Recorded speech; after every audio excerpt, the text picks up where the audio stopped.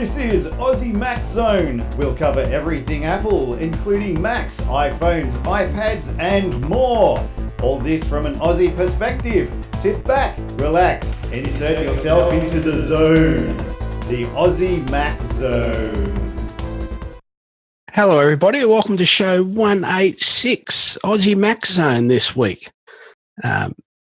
And just to start off, a reminder that we are brought to you by athwebhosting.com.au. Yes. So don't forget, affordable and competitive plans, domain registration, free setup, auto setup 24/7, instant activation, PayPal as well as other cards, WordPress, Joomla, many more, even Apple News template there. We use cPanel, an industry standard, and from $5.95 per month when paid annually, with 24/7 ticket support and friendly help when needed. So, Garth, my friend, how are you? G'day, Michael. How's it going, man? Good, mate, good. I'd like to apologise to everyone because I wasn't quite ready last night. I hadn't done any writing all day because I was migrating data from a 10.6 OS X server to a 10.12 Mac OS server. And okay. the mail took forever. Got too much mail sitting there, eh? Yeah. Each individual account, doing them separately, and one of them had 12,000 mail items. So that was fun. With attachments included, I mean. Oh, with everything, yeah. I did the in basket, the out basket, and the trash. Yeah.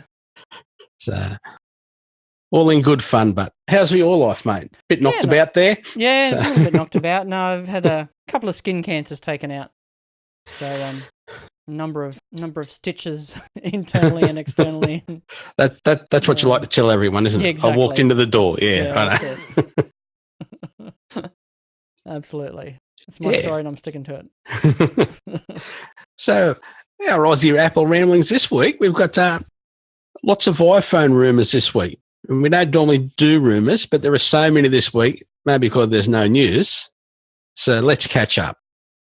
So we've got iPhone 8 might be late as Apple has some trouble getting Touch ID working. What do you think about that? Well, yeah. So it's a rumour, I know. It's a rumour, yeah. I mean, and what's late anyway? I guess if they don't actually bring it out in September when they normally do, or early October. And it's a rumoured mythical phone that, you know, we're still expecting to see a 7S as well. That's right. I mean, yes. We're gonna have three, I mean, I'm not even sold on the idea of having 3 different models this year. You know what I mean? Well, yeah, we're never going to know until something happens, are we? Until something actually happens. But if they are, you know, if, like the rumours are saying, they're going for this under the screen type sensor, and they're having trouble getting yields on that. So getting enough of them to be successfully manufactured. And I guess that would could be ending up in a situation like we did with the AirPods or the white iPhone or various things over the years where a product is announced, but you know what? We actually can't make as many as we thought. So that's right. Yeah. So isn't this product in high demand? No, it's just limited. It's just limited supply. And talking of yields, Samsung making OLED displays but having low yield rates. That's another thing that we're slowing us down getting our new phones that we don't even know are around yet.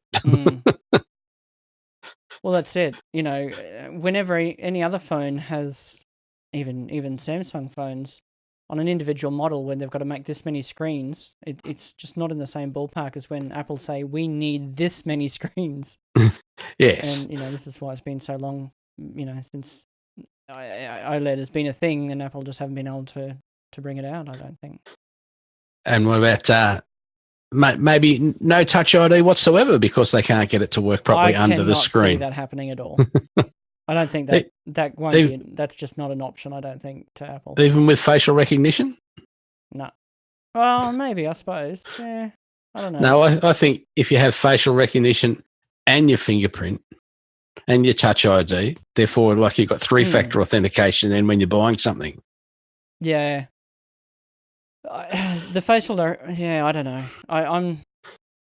As long as it's better than the facial recognition that's on the current Samsung phone, where it's just a picture will do the job. Yes. And if our security is better on an Apple phone, does that mean our credit card charges should go down because they don't have to pay as much? No. It means that you think that's a bit much to ask for? Absolutely. There's more people. There's more spare profit in the middle for other people to take then. Yeah. So, okay. That'd be ridiculous. And apparently there's going to be vertical cameras, which helps the 3D imaging. I don't know how that works. I thought horizontally opposed cameras like our eyes, look around.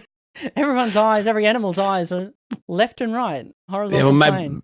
Maybe they vertical because most people shoot with the camera. Ah, yes, okay. Maybe that's what the challenge is. A little bit slower, right? No, but that's they didn't say that in the article. They were just saying the cameras will be up and down. But no, that makes complete sense. Yeah. If most shots are going to be taken in landscape anyway, then you would want them, spread left and right a bit. Yeah. You can still get the distance information, but yeah, I don't know. And then the front-facing camera will be invisible behind the screen again. And this is the camera that also, if they want to do facial recognition properly, has to do the sort of infrared stuff. It has to have basically almost need two cameras there too to get the depth perception properly done, don't you? Yes, so I would think so. So, and otherwise, facial recognition is just a gimmick. Yeah. Yeah. But once again, even with a bit of I don't know how that stuff is supposed to work and be secure. Because, get a dummy's head and... Well, it's possibly the difference between, without being rude, like the difference between Samsung and Apple, like people bring stuff out first, but Apple makes it work, you know what I mean? Like, yeah, well, absolutely. Yeah. And wireless charging, what do you think? I don't know. Once again, wireless charging... My charging... two bobs is not going to happen yet, no. Depending what we call wireless charging. If we just mean put it on a mat charging, then why not? It's surely something they could introduce very easily if they get up the edge. And if we're looking at moving to a phone with, a glass sandwich phone, which is a lot of the rumors are saying, one really good reason to do that is to make the wireless charging possible. It's just not possible really in their current version of the, the metal back phones that they like at the moment. They need that big open, the big open space on the back. And I really hope it is like a bigger, flatter, thinner iPhone 4 because that was my favorite design of all of them. That the glass on both sides, the metal around the edge. I think that was beautiful. Yeah. So.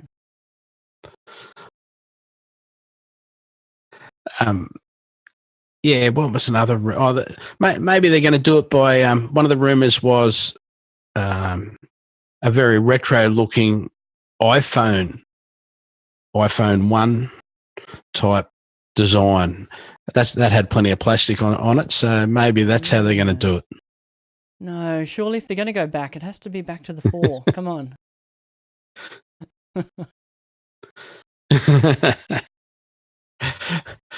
Anyway, they're just the rumors, just to fill us in. Just a few more. Yeah. So if everyone has to pick their 7S's, and then a month later, with the 8 will come out. Oh yes, that would cause a riot. I'm sure that would cause a riot. An interesting story here with the Siri voice actress Susan Bennett reveals more details about the origins of Apple's virtual assistant. So Mac Rumors reports it's been over 3 years since voice actress Susan Bennett came forward and revealed that she was the original female voice of Siri on iOS, which first debuted on the iPhone 4S, your phone, in 2011. And in a recent interview with Typeform, Bennett delved even deeper into her history with Apple and the early days of virtual assistant. Now, some of her lines included Militia Oi hallucinate, or Bakri Okra ooze, or Cathexis hypothetically sexually stump. Say the shrodding again. Say the shrouding again. Say the shredding again. Say the shrouding again. Say the shredding again. And say the shrudding again. All spelt with single D's or double D's. Mm-hmm. And she's saying that we were recording for a text-to-speech company, and this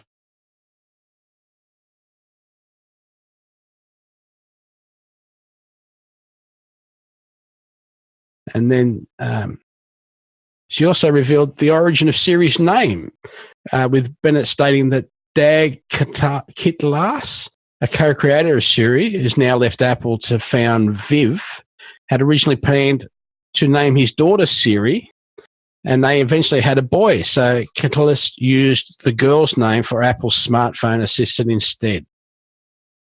So, yeah, okay. It was a separate company originally, though, wasn't it? It was an app. Siri was an app that Apple bought in-house, like they've done with Work recently.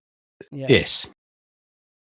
Okay, and that was must have been the developer guy. Yeah. Okay. Yeah, and they were doing it over and over. Yeah. And the Samantha voice that was originally the Siri voice, which is still available on the phone, for other text-to-speech type things if you're using that. Yeah. It was just I'm sure she was just one of the standard Nuance voices. Like, they're all Nuance, the company Nuance that did the speech to text and the text to speech.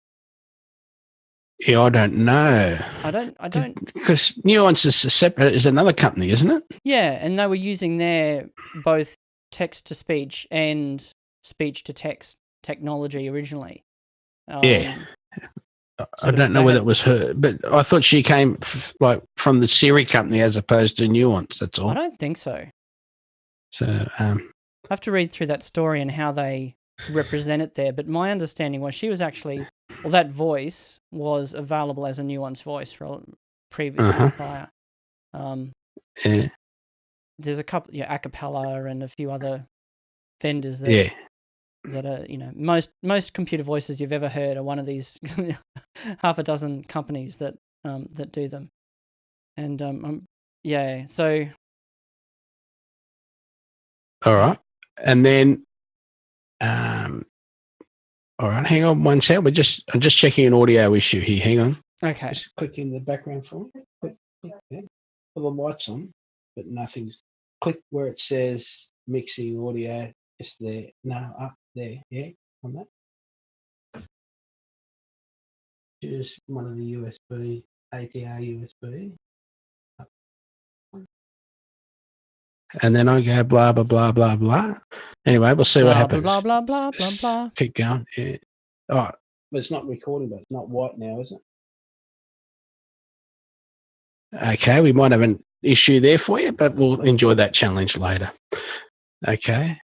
So, and now she goes on to say, although she was replaced in iOS 7, Bennett said that everything has worked out for the best because her work as the original Siri has opened up aspects of a career that she never imagined, including introducing Steve Wozniak at the 2013 Dallas Digital Summit and even giving a TED Talk in 2016.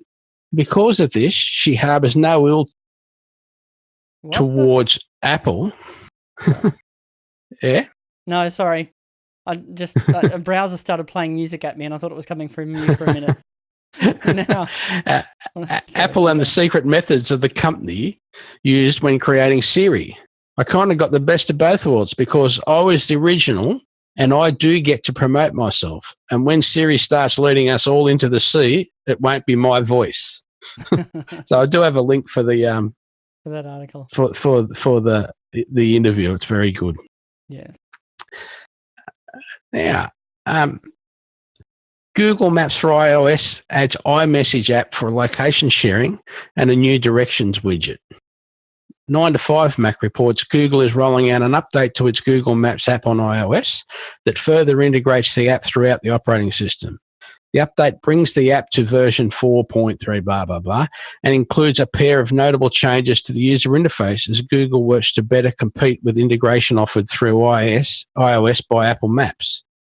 So yeah, and I know my son saved the Google Maps for offline work on the weekend because he was going to out in the sticks where I'm sure he was going to lose signal. Yes. And he wasn't sure where he was going, so we downloaded it so he had it with him. Mm-hmm. Yeah. And he came back, so he's at work today. So it worked out all right then, yeah. That's good. Yes.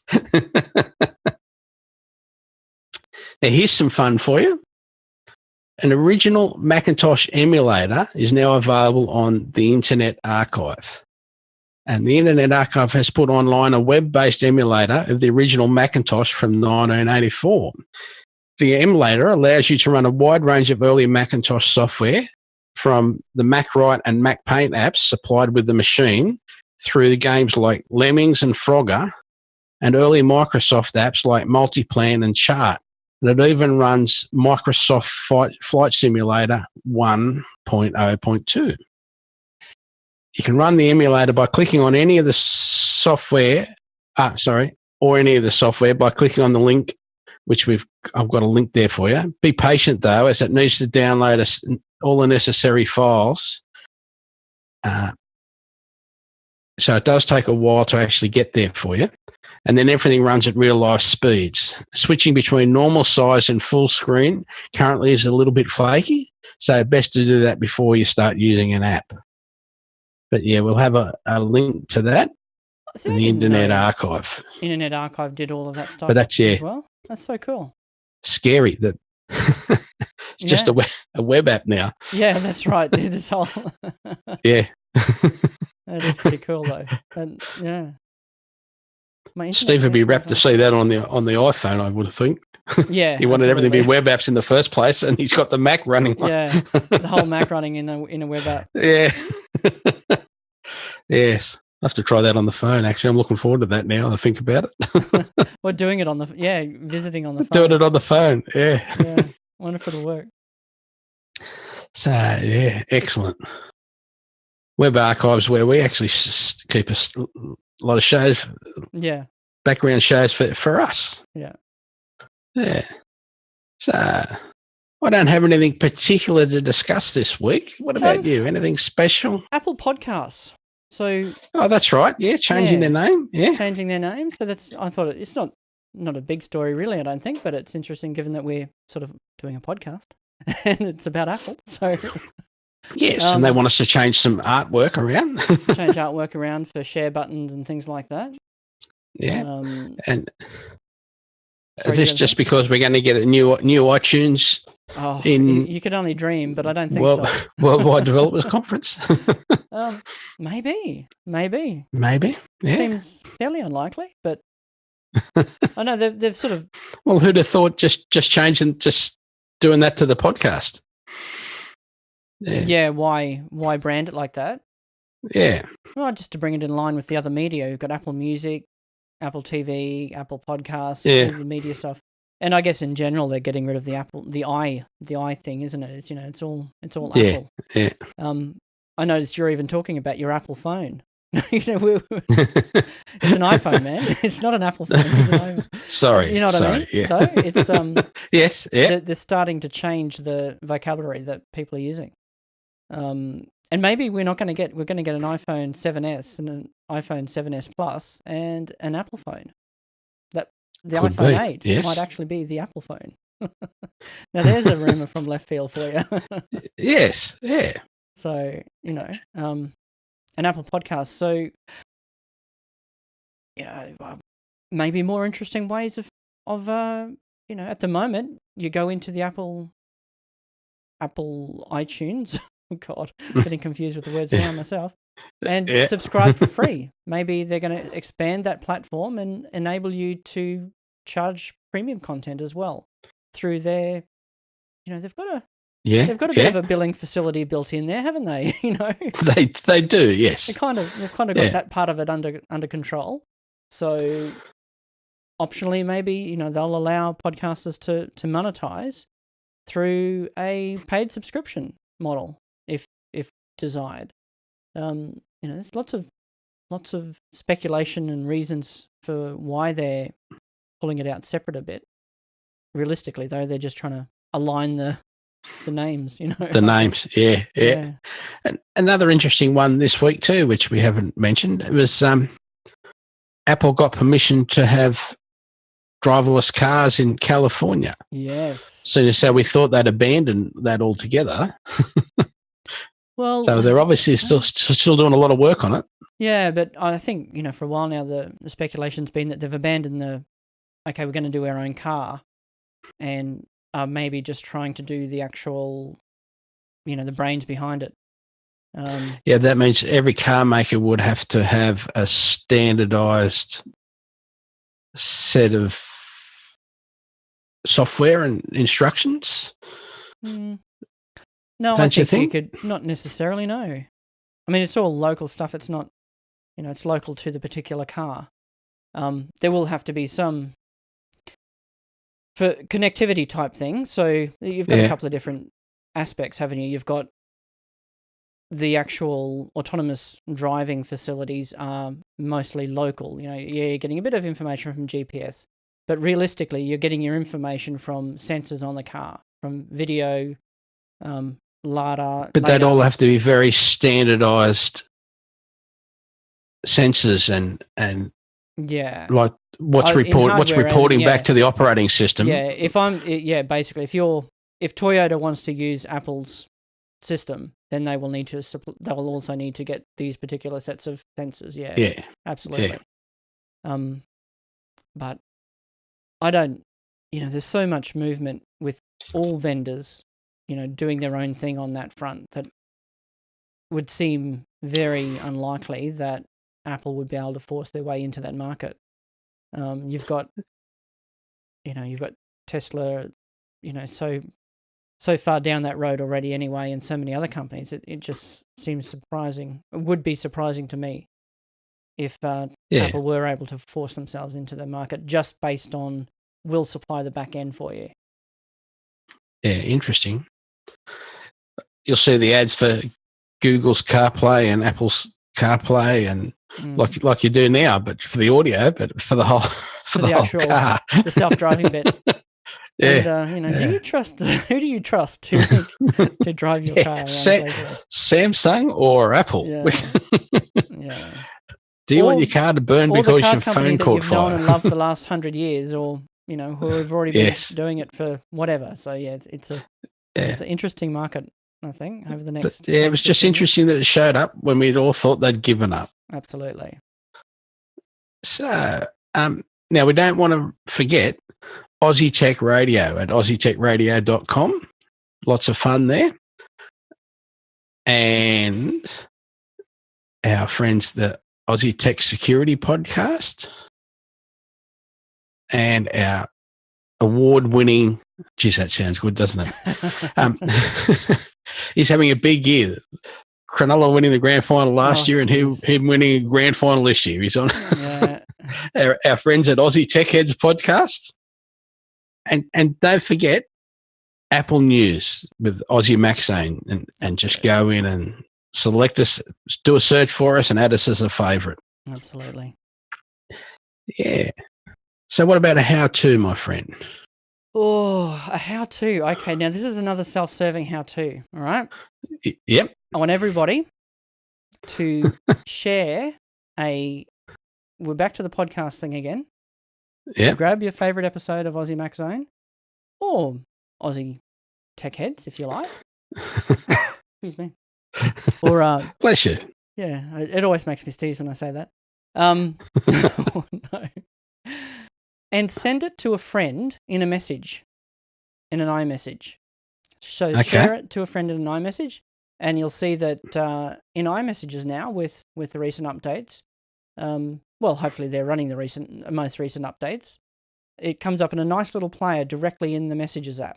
So rather than a link through and pulls you through to actually, through to the actual podcast app itself, you get a nice little player right in iMessages.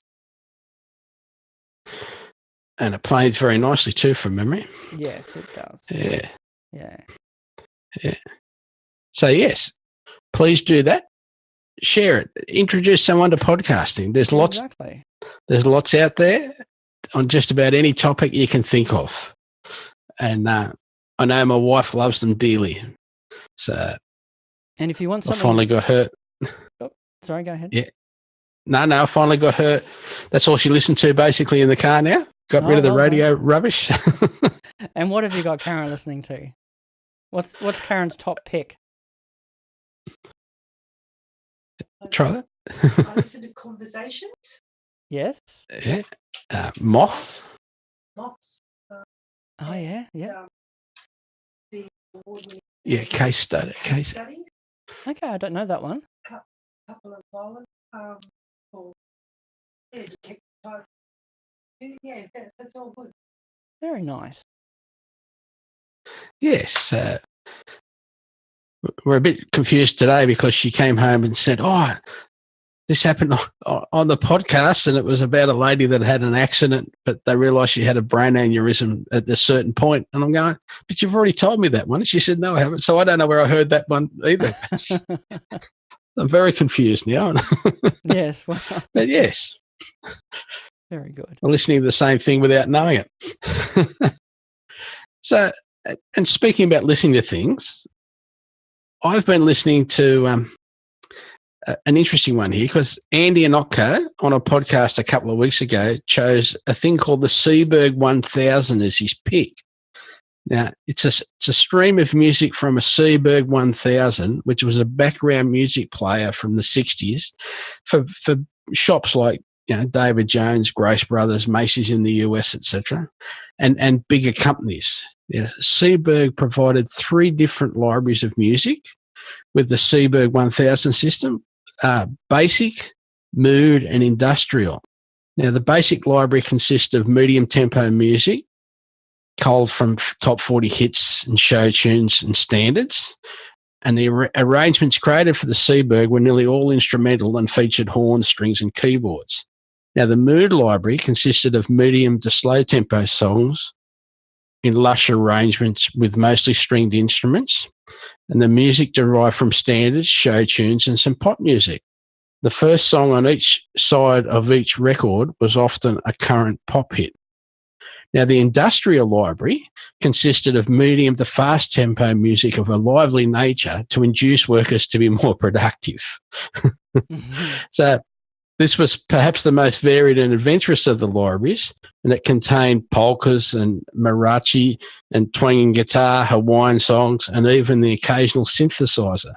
But and basically the Seaberg 1000 was a big record player that played special size records at a very slow speed, and basically just so you just leave it on there and it'll be able to play all day. Okay.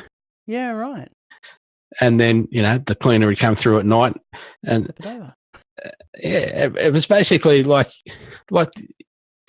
a lot of young people won't even think about this, but we used to be able to put a stack of, say, LPs on your record player, and it'd play the first LP, drop it down, and then it'd drop the next one down. It's the same as that, except imagine that with like 40 records on it. Okay. So the center was 2 inches in diameter, not like a quarter of an inch like that. The records are, but yeah. So, and it's good because when it's streaming music, and when I'm listening to it, there's no words or anything. Occasionally you can work out what song it was, but it's just totally background music. There's no thinking involved, or I don't know about that. Yeah. I think I'll let you manipulate. I should monopolize. I meant to say monopolize that stream. Yeah. No, it's different. Yeah, I bet it is. When you're working away, and if you don't like words and things, music from the 60s. That's right. Yeah. Crikey, it's bad enough now. Maybe it was better back then, actually. I hadn't thought about it that way. Yeah, okay. So, the Seaberg, just look up Seaberg, SEEBURG 1000. Do a search for that, and then you'll find it. And there's no ads either, except for himself. Yeah, okay. Does he do the DJ thing in between?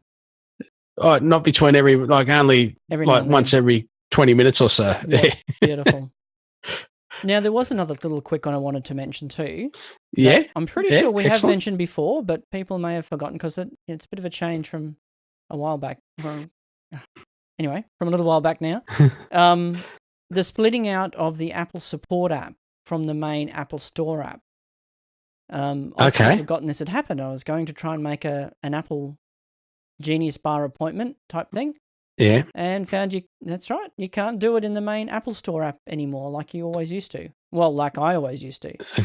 Yeah. Just go into the Apple Store app and book a Genius Bar. I was fiddling around in there for ages trying to work out how to do it. Until, that's right, yep, that's all split out into an Apple Support app. So if you haven't downloaded that one already, have it there for next time you do want to get in contact with Apple Support. You can call them from the app and do all sorts of things like that as well as book sessions and Genius Bar sessions and so forth. All right. That's good. So it's just called, you just look up the support app in the App Store and... Yeah, just look up Apple Support. Yeah. And yeah, if you're trying to book a Genius Bar appointment or anything like that, you do that in the Apple Support app now rather than the Apple Store app. Or the iTunes app, or the App Store app, or one of 100 other Apple apps that they have nowadays. Yep. Now, Michael, let me ask you something. Have you used what's it even called? Flicks or clicks or Clips? Clips, that's the one. Yes. Have you used that since? I've still I have fiddled with it just a little bit. Yep. But yeah, I haven't actually spent enough time to actually put something up yet. Okay. So very bad of me, but it's been one of those weeks. No, it's not bad of you. It's I don't know. This is it a testimony to the success of the app? I don't know. No, it's a testament to the slackness of me. Okay, fair enough. Good. Yeah. Yeah. You're going to own it? I take responsibility for not doing my stuff. Right. Yeah. So this week's email, where is disk burning in disk utility in Mac OS? So the question is, I'm trying to burn an image to DVD. So, and now as of El Capitan, it's no longer in disk utility, but it's just a right click on whatever you're trying to burn to DVD. And you select burn disk image and the name of your file, and it's simple as that. So if the disk is already in the drive, for people that are still using DVDs and things, we used to be able to do it from disk utility, but now you just right-click the image and select burn disk image and then the name of the file, and it's done. Yeah, that's as simple as that. So nice. That's what I've got, my friend. That's way too easy, isn't it? Yeah. Well, that's the thing. Like, they didn't say we got rid of it. They put it something more obvious, sort of. And thus, therefore, unfindable. Yeah. So if you've got an image floating around, you just right click it, and away you go. And another thing that I was fiddling with during yesterday's little exercise was these reminders, when you go into updates, it says you need to update this, this, and this, but there might be something you never want to update because in this particular case, it was a server. So we don't need to update pages, numbers, and pages, numbers, and Keynote, for example. Yeah, it doesn't even need to be on the machine. But because it wasn't on the machine, I couldn't actually do this particular process. But if you've already downloaded some, but you don't want to see them in that, you want to keep the version you've got, or you never need to update it now. You just right click on it. In the gap between the name of the file on the left-hand side and then the sort of description column, in that white space between the two plates. No, that's not findable. No. Far out. But you right click on there and it says hide from updates, basically. Okay. It just takes it out of that list. Now, but you've already got to have downloaded it and install it and blah, blah, blah. You've got to have the old version to block, Yeah, so, yeah. So I spent ages while this mail's transferring, I'm going, but it won't let me do it. It won't let me do it. And then you find it on one of the machines where it's already got something installed. It says, oh, it lets you do it on that one, but it doesn't let you do it. Then you research it some more and find out, yes, it's an ability. You've got to have actually had it there. Yes. Yeah. So that's it, my friend. Very good. Thank you very again, much, Lee. Michael. And we'll go from there. Nice. All right. Thank you, everybody. Thank you, Karen. Indeed. And everybody have fun. Thank you. Good night.